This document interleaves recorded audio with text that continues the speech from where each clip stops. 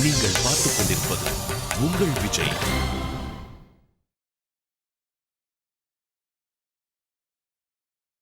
அன்புள்ள விஜய் தொலைக்காட்சி நேயர்களே, உங்கள் அனைவருக்கும் என்னுடைய வணக்கங்கள், நல்வாழ்த்துக்கள், மங்களங்கள் உண்டாகுக. யாமுனன் என்று ஒரு சிறுவன் குருகுலத்திலே பயின்று கொண்டு வருகிறான். மகாபாஷ்யக்காரர் எழுதிய மகாபாஷ்யம் என்கிற நூலை நன்கு பாடம் புகட்டவல்ல ஆசிரியர் ஒருவர். அவர் அந்த பிராந்தியத்திலே பிரசித்தி பெற்றவர். அவரிடம் பயின்று கொண்டு வருகிற சிறுவர்களிலே ஒருவன் யாமுனன், சுடுக்கியான சிறுவன். வீரநாராயணபுரம் என்று அக்காலத்திலே வழங்கப்பட்ட ஊருக்கு பக்கத்தில் அந்த குருகுலம். தற்பொழுது காட்டுமன்னார் கோவில் என்று பிரசித்தமான இடம். அந்த யாமுனன் பயின்று வரும் குருகுலத்தில் ஒரு நாளைக்கு அரசு அதிகாரி ஒருத்தர் வந்தார். அவர் சொன்னார், எங்கே உங்கள் பாஷ்யாச்சார் என்று யாமுனுடைய குருவை பற்றி கேட்டார். அவர் வெளியில் போயிருக்கார் என்று பிள்ளை சொன்னான். சரி, இந்த ஓலை குறிப்பை அவற்றை கொடுங்க, அவர் கட்ட வேண்டிய வரி பாக்கி இருக்குது, இன்னும் கட்டலை. வரியா? நாங்கள்லாம் வேதம் படிக்கிறவங்களுக்கு வரியே கிடையாது, வரிச்சலுகை அரசு கொடுத்துருக்கு. அப்படி இருக்கிறச்சு எங்கள் குருதேவர், இந்த குருகுலம் நடத்துகிறவர் வரி கட்ட வேண்டிய நிலை வராது. சின்ன பையன், நீ உனக்கு தெரியாது, அரசாங்கத்தில் இருக்கக்கூடிய ஆஸ்தான வித்வான், ராஜாவுக்கு வேண்டிய ஒரு வித்வஜன கோலாகல், அவர் இப்படி ப்ரொஃபஷனல் டேக்ஸ், யார் யார் வித்வான்களாக இருக்கிறார்களோ அவர்களெல்லாம் வரி கட்ட வேண்டும் என்று அரசரிடம் உரிமை வாங்கியிருக்கார். அதனால் அவருக்கு திரை கட்டுவது போல், கப்பம் கட்டுவது போல் இந்த நாட்டில் உள்ள வித்வான்கள் எல்லாம் அவருக்கு பணம் கட்டுறோம். அப்படி பணம் கட்டிக்கிட்டு வரதில் கொஞ்ச நாளாக அவங்க குருதேவர் டியூ ஆகையினால அவரை கட்ட சொல்லு சீக்கிரமா அப்படின்னு சொன்னான். இல்லை, அவர் கட்ட மாட்டார் என்று நான் உறுதியாக சொல்கிறேன். உடனே வித்வஜன கோலாருடைய ஆள் போயிட்டான். குருதேவர் வந்தார், இளம்பிள்ளை நடந்ததை சொன்னான். ஏண்டாப்பா, தகராறாயிடுமே, வித்வஜன கோலாரம் பொல்லாதவனாச்சே, இதுலேயே எஃபெக்ட் உடனே தெரியும் பாரு, வாதத்தை கூப்பிடுவான், தோற்று போயிட்டா பல அவமானம் ஆகிடும், ஏன்பா அப்படி அவசரப்பட்ட என்று அந்த பிள்ளையை சொன்னார். குருதேவா, நீங்கள் கொல்லப்படாதீங்க, வித்வஜன கோலாரம் வாதத்தை கூட்டா நான் பார்த்துக்கிறேன், யாமுனன் சபைக்கு வர வேண்டும் என்று ஒரு ஆள் வந்து சொன்னான். யாமுனன் சொன்னான், உங்கள் ஆஸ்தான வித்வானோட சண்டை போட போகிறேன், வாத சண்டை. அந்த வாதப்போருக்கு வர என்னை வந்து இப்படி தனியாக அழிச்சும் போடுவேன் நடத்தி, ஒரு வித்வானுக்குள்ள மரியாதையோடு அழைத்து போகணும்னு சொன்னான். இப்படி சின்ன பையன் மிடுக்காக பேசுனதை கேட்டு எல்லாரும் திகைச்சு போனாங்க. ராஜா பிரமிச்சு போனாலும் அவன் சொல்கிறதுல நியாயம் இருக்குது என்று அவருக்கு பல்லக்கு அனுப்பிச்சு மரியாதையோடு அழிச்சு வர சொன்னான். அந்த பல்லக்கில் இந்த பால்மணம் மாறாத பிள்ளை வருது ஊர்வலம். மாடியிலிருந்து மன்னனும் மன்னியும் ராணியும் பார்க்குறா. மன்னன், இந்த சின்ன பிள்ளையா வித்வஜன கோலாரம் ஜெயிக்க போகிறது, இப்படி இளங்கன்னு பயமறியாதுன்னு துணிச்சல் காரியம் பண்ணுறது, முதல் கேள்வியிலேயே தோற்று போயிடுவான் அப்படின்னு சொன்னார் தன்னுடைய கணிப்பை. அரசி சொன்னா, இல்லை, என் முகத்தில் உள்ள பொலிவை பார்த்தா நிச்சயம் வித்வஜன கோலாரனுடைய கதை இன்றோடு முடிஞ்சுது அப்படின்னு தெரியுது. வித்வஜன கோலாரன் இன்னோட அவருடைய காலம் முடிஞ்சுது அப்படின்னு சொன்னார் ராணி. ராஜா, அப்படியா சொல்கிற? ஒரு நாளும் வித்வஜன கோலாரனை யாரையும் ஜெயிக்க முடியாது. இல்லை, இந்த பையன் ஜெயிக்க போகிறான். அப்படியா, சரி, பெட்டு கட்டுப்போம். உடனே ராணி சொன்னான், இந்த பையன் மட்டும் ஜெயிச்சுட்டா இவங்க நீங்கள் பாதி ராஜ்யம் கொடுத்துடணும், தோத்தா நான் உங்கள் ராணி நிலையை விட்டு பணியாளாக மாறிடுறேன், செடி பெண்ணாக மாறி விடுகிறேன்னு சொன்னான். ராஜா சரி அப்படின்னுட்டான். இவர்கள் பந்தயம் வச்சது யாருக்குமே தெரியாது. உள்ளே வித்வஜன கோலாரனுக்கு எதிர்க்க இந்த பிள்ளை வந்து உட்கார்ந்தான். வித்வஜன கோலாரன் பிள்ளையை பார்த்தான். அட, பால்மணம் மாறாத முகம், நீயா என்னோட வாதம் பண்ண போகிற? சரி, எப்படி வாதம் பண்ணுவேன்? நீங்கள் எப்படி சொல்லுங்களோ அப்படி வாதம் பண்ண தயார் அப்படின்னு யாமுனன் சொன்னான். உடனே வித்வஜன கோலாகலன், பையா, யார் எதை சொன்னாலும் அதை தப்பு என்று நிரூபிக்க என்னால் முடியும். நெருப்பை கொண்டு வந்து கொடுத்து இது நெருப்பு நீ சொன்னால் இது நெருப்பு இல்லைன்னு நிரூபிக்கிற அளவுக்கு எனக்கு சாமர்த்தியம் உண்டு, அப்படிப்பட்ட வாத திறமை எனக்கு உண்டு அப்படின்னு. அப்படியா, சரி, ஒன்று பண்ணுங்க, நான் ஒரு 3 ஸ்டேட்மெண்ட் கொடுக்குறேன், நீங்கள் அது இல்லைன்னு நிரூபிங்க, தவறு என்று நிரூபிக்கணும்னு சொன்னான். வித்வஜன கோலாகலன் சிரிச்சேன்னா, இவ்வளோதானே உன்னுடைய ஸ்டேட்மெண்ட்டுகளை சொல்லு. இப்படி வரியின் மீது வாதம். அந்த சபையில் இளம்பிள்ளை தன்னுடைய 3 ஸ்டேட்மெண்ட்டுகளையும் சொல்கிறார். நமது அரசி கற்பில் சிறந்தவள். அரசி உட்காண்டிருக்கா சபையில், மன்னன் இருக்கான், இந்த குழந்தை இந்த வார்த்தையை சொல்லித்து. இப்போ வித்தஜன கோலால் என்ன பண்ணணும்? அரசனுடைய மனைவி பேரரசி கற்பு அற்றவள்னு சொல்லணும். எப்படி இருக்கும் சபையில்? இப்படி எம்பாரசிங்காக இந்த பிள்ளை ஒரு ப்ரப்போசலை கொடுக்கணும்னு நினைக்கல வித்வஜன கோலாகல். அப்படி முகம் கொஞ்சம் தளஞ்சு போயிடுது, வெளுத்து போக தொடங்கித்து. சரி, அடுத்த ஸ்டேட்மெண்ட்டை சொல்லட்டுமா? நம்ம அரசன் பாவமே செய்யாதவர். பாவமே செய்யாதவர்னு சொன்னால் அடுத்த வினாடி இவர் ப்ரூவ் பண்ணணும் அரசன் பாவம் செய்கிறவன்னு. அவர்கிட்டயே சம்பாவனை வாங்கிட்டு அவர் ஆஸ்தான வித்வான் இருந்துட்டு எங்கள் அரசன் பாவி அப்படின்னு இவர் ஸ்டேட்மெண்ட் விட்டால் அப்படி இருக்கும். இந்த பையன் இப்படி இடக்கு மடக்காக பேசுவான்னு நினைக்கல அவர்.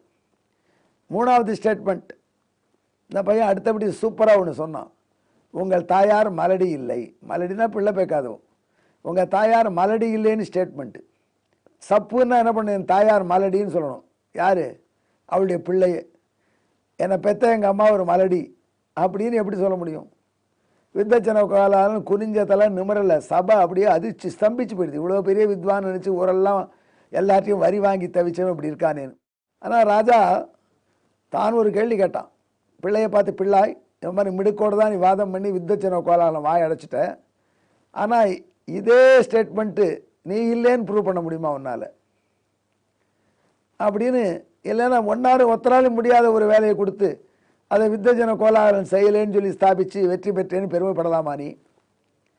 மன்னா, தாங்கள் அனுமதி அளித்தால் நான் இதை இல்லை என்று ப்ரூவ் பண்ணுகிறேன் என்று இளம்பிள்ளை சொல்லித்து. ஆமாம், அரசி கற்புடையவள் என்பதை இல்லை செய்ய போறையா அப்படின்னு ராஜா பார்த்து அரசியும் பார்த்தான்.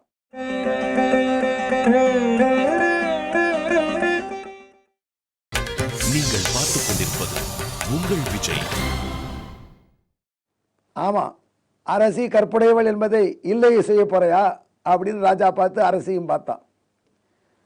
அரசி ரொம்ப நாடினாள், குழந்தை தயங்கலை. மன்னா, ஒரு அரசன் என்பவன் அவனுக்குள்ள 8 திக்பாலகர்களும் இருப்பதாக சாஸ்திரம் சொல்லியிருக்கு.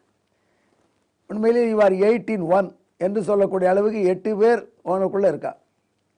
அப்படி எண்மருக்கு மனைவியாக இருப்பவளை எப்படி பதிவிரதைன்னு சொல்ல முடியும்? ஆஹா என்று சபை கரகோஷம் செய்தது. அடுத்தபடி, நான் தர்மம் செய்பவன், பாவமே செய்யாதவன் அப்படின்னு ஸ்டேட்மெண்ட்டையே நான் பாவி என்று எப்படி நிரூபிப்பாய்? அது ரொம்ப சிம்பிள் மகாராஜா. ஒரு அரசனானவன் தன் குடிமக்கள் செய்யக்கூடிய பாவத்துக்கு பொறுப்பானவன்னு சொல்லியிருக்கு. ராஜா ராஷ்டிரகிருதம் பாவம் என்று சொல்வார்கள். இப்போ வித்தஜன கோலாகலன் இத்தனை பேரை அடித்து அவர்கள்ட்டேருந்து வரி வாங்கி வித்வான்கள்கிட்ட அவர்களை கொடுமைப்படுத்தி பாவம் சம்பாதிக்கிறானே, அது கூட நீங்கள் ஏற்பாடு பண்ணது தானே, இங்கே கொடுத்த செல்லத்தினால் தானே. அப்படி இருக்கும்போது உங்களை எப்படி பாவமே செய்யாதவன்னு சொல்ல முடியும்? அவன் செய்கிற பாவம் உங்களை பாதிக்கும், நீங்கள் பாவம் செய்யாத போனாலும். எனவே நீங்களும் பாவம் செய்தவர் ஆவீர்கள் அப்படின்னு அந்த குழந்தை சொல்லித்து. பேஷ் என்று சபை கரகோஷம் செய்தது. வித்வான்கள் எல்லாம் ஆனந்தமாக அந்த பிள்ளையை பாராட்டினார்கள். வித்தஜன கோலாகலன் முகம் அப்படியே வெளுத்து வெளிரி கடக்கிறது. மூன்றாவது சொன்னையே, இவருடைய தாய் மலடி அல்லல்னு சொன்னாய், இவருடைய தாய் மலடி என்று எப்படி நிரூபிப்பாய்? இது ரொம்ப சிம்பிள் என்று குழந்தை சிரித்து கொண்டே சொல்லித்து. ஒரு மரம் தோப்பாகாதுன்னு கேள்விப்படலை நீங்கள்? அதே மாதிரி ஒரே பிள்ளையை பெற்றா அவன் மலடி தான் அப்படின்னு சாஸ்திரம். வித்தஜன கோலாகலன் அவன் தாய்க்கு ஒரே பிள்ளை தான். இந்த குழந்தை அவன் தகவலெல்லாம் சேகரித்து வச்சுருக்கு. நாலெட்ஜ் இஸ் பவருங்கிறாங்களே, இந்த குழந்தைக்கு இது தகவல் எப்படி தெரிஞ்சுது? இப்படி திரட்டி வச்சிருக்கு. மன்னன் தன் தோல்வியை ஒத்துண்டு பாதி ராஜ்யம் கொடுத்தான். எல்லாரும் பாராட்டினார்கள். இப்படி இளம்பிள்ளையாக இருக்கக்கூடிய யாமுனன் ஒரு பேரரசனுடைய ராஜ்யத்தில் பாதி இந்த வாத வெற்றினால் கிடைத்து ஒரு சாம்ராஜ்ய அதிபதியாக மன்னனாக வாழத் தொடங்கினான். இதற்கு காரணம் என்ன என்று அவருடைய தகப்பனாரை கேட்டார். அதுக்கு இந்த பையனே பதில் சொன்னாராம். இதெல்லாம் லக்ஷ்மியின் கடாட்சத்தினால. எங்கள் திருத்தாயார் அன்னை லக்ஷ்மி கிட்ட எங்கள் அப்பா அவளை ஈடுபட்டு பூஜித்தாள். அவளுடைய அந்த பூஜையின் சித்தி தான் இது. இப்படி லக்ஷ்மியினுடைய அனுகிரகத்தினாலே தனக்கு இந்த பேரு கிடைத்ததை எண்ணி லக்ஷ்மி தேவி மீது அற்புதமான சதுஸ்லோகி என்று 4 ஸ்லோகங்களை அந்த யாமுனர் பின்னாடி, இதுவரை யாமுனன்னு சொன்னோம், இனி யாமுனர் என்று பெரிய ஆச்சாரியன் ஆளவந்தார் என்று அந்த ராணி என்னை ஆளவந்தாயோ என்று இந்த வெற்றி பெற்ற சந்தர்ப்பத்திலே அவரை கட்டி அணைத்தாளாம் குழந்தை. அதனால் அவருக்கு ஆளவந்தார் என்றே பெயர் வந்தது தமிழகத்திலே. அப்படிப்பட்ட ஆளவந்தார் பிற்காலத்தில் மாபெரும் துறவியாகி எம்பெருமானார் ராமானுஜருக்கு முன்னோடியாக வாழ்ந்து காட்டியவர், கீதையின் அர்த்தத்தை நமக்கு கொடுத்தவர். அப்பேற்பட்ட ஆச்சாரிய சார்வபூமனாகிய ஆளவந்தார் தனக்கு லக்ஷ்மி செய்த அருளையெல்லாம் நினைத்து அந்த லக்ஷ்மியினுடைய வைபவத்தை முதலிலே வைணவ இலக்கியங்களிலே ஆச்சாரியர்களாக தனியாக லக்ஷ்மிக்கு ஸ்தோத்திரம் செய்வது என்ற மரபை ஏற்படுத்தி சதுஸ்லோகி என்று 4 ஸ்லோகங்களிலே தாயின் துதியை பாடினார். தனக்கு அவளாலே சித்தி கிடைத்ததை நினைத்து அதோடு நிற்கவில்லை ஆளவந்தார். இது பிராட்டியினுடைய அருளால் நமக்கு இந்த சித்தி கிடைத்தது என்பதனாலே 3 நூல்கள் எழுதினார். அந்த 3 நூல்களும் சித்தியாகிற பிராட்டியினால் கிடைத்த சித்தி என்பதை உணர்த்துவது போல ஆத்ம சித்தி, சம்வித் சித்தி, ஈஸ்வர சித்தி என்று 3 சித்திகளாக அருள் செய்தார். இந்த 3 சித்தியை அருளியதற்கு காரணம் அன்னை அவருக்கு கொடுத்த வாய்ப்புகள். அந்த நன்றியினால் தான் உலகத்தில் கூட அன்னைக்கு ஒரு அற்புதமான திருநாமத்தை வைத்து வழிபடும் வழக்கம் வந்தது. இந்த ஆளவந்தார் படத்தை பார்க்கிறீர்கள், ஆளவந்தார் அவதரித்த காட்டுமன்னார் கோவில் எம்பெருமான் படத்தை பார்க்கிறீர்கள், அங்கே உற்சவரை பார்க்கிறீர்கள். இந்த ஆளவந்தார் அவதரித்த காட்டுமன்னார் கோவில் பக்கத்திலே உள்ளதுதான் வீராணம் ஏரி. அந்த வீராணம் ஏரியிலே 74 மதகுகள். ஆளவந்தாருடைய சீடரான ராமானுசர் பிற்காலத்திலே இந்த வீராணம் ஏரியை பார்த்து இதற்கு 74 மதகுகள் மூலம் நீர் பயிருக்கு வருவதனால உலகத்துக்கு ஆத்மஞானமாகிற நீரை இறைக்கக்கூடிய 74 ஆச்சாரியர்களை ராமானுஜர் ஏற்படுத்தினார். ராமானுஜர் படம், அவர் ஏற்படுத்திய 74 சிம்மாசனாதிபதிகள். அவர்களிலே ஒருவர் நடாதூர் ஆழ்வான், ராமானுஜருடைய தங்கை மகன். அவருக்கு ஏற்பட்டது தான் இந்த ஸ்ரீபாஷ்ய சிம்மாசனம். இப்பொழுது எதில் உட்கார்ந்து விஜய் டிவியிலே உங்களுக்கு நான் இந்த லட்சுமியின் திருநாமத்தின் விளக்கத்தை சொல்கிறேனோ, இந்த சிம்மாசனம் ஸ்ரீபாஷ்ய சிம்மாசனம். அந்த நடாதூர் ஆழ்வானுக்கு எம்பெருமானார் கொடுத்தருளிதை நினைப்பூட்டுவது, அவர் குலத்திலே பிறந்த பேரு பாக்கியம் இருப்பதினாலே நான் இதிலே அமர்ந்து உங்களுக்கு இந்த உயர்ந்த தத்துவங்களை சொல்லக்கூடிய பாக்கியம் பெற்றிருக்கிறேன். இப்படி பக்தர்களுக்கு சித்தியை தருவதனால பிராட்டிக்கே ஒரு அற்புதமான திருநாமிட்டால் சித்தி ரூபா என்று. இப்பொழுது நாம் சொன்னதையெல்லாம் உங்கள் நெஞ்சிலே வைத்துக்கொள்ள வாய்ப்பாக ஒரு பாடல்.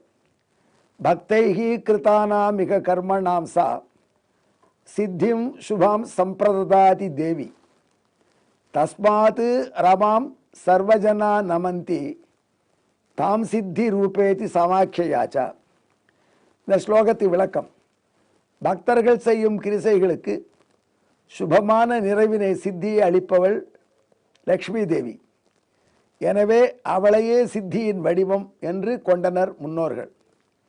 அதன் அடிப்படையிலே அவளுக்கு சித்தி ரூபா என்று திருநாமத்தை வைத்தார்கள்.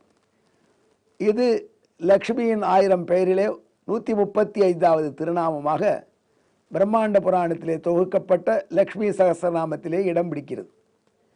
இந்த சித்தி ரூபா என்ற பிராட்டியை நினைத்து வழிபட்டோமானால் நாம் செய்யக்கூடிய காரியங்கள், முயற்சிகள் நல்ல சித்தியை தரும். எங்கே என்னுடன் இணைந்து அன்னை அலர்மேல் மங்கை நாச்சியாரை, காட்டுமன்னார் கோவில் தாயாரை நெஞ்சிலே வைத்து ஜெபியுங்கள். சித்தி ரூபாயை நமஹா. உங்களுக்கு சித்தி கிட்டும், வாழ்க்கையிலே வெற்றி கிட்டும். எங்கே மீண்டும் ஒருமுறை சித்தி ரூபாயை நமஹா. நன்றி, வணக்கம், நல்வாழ்த்துக்கள்.